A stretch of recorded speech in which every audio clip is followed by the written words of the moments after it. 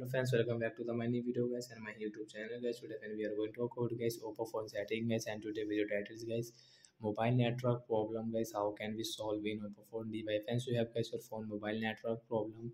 So friends, you want to solve guys your phone mobile network problem. So how can we solve?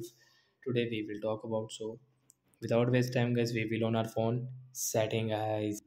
After on phone setting guys, we will click on guys our phone system setting guys, tap on guys phone system setting guys, tap here. Friends, you can see phone system setting. Friends, last backup and reset, tap here. Friends, you can see reset phone setting guys, tap here.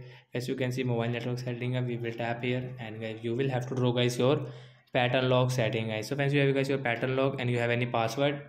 So guys, enter your password, and guys I will draw guys this pattern lock, and guys you can see reset network setting guys. I will tap here to solve my mobile network problem. Friends, you can see my mobile network problem will solve, and friends I can use my mobile network without any problem. After that guys, you have problem, so don't worry, take a screenshot of your phone model number guys, send me on comment section. I will check, I will help you. Bye guys, and guys sorry for this sound guys, ignore it. Bye guys.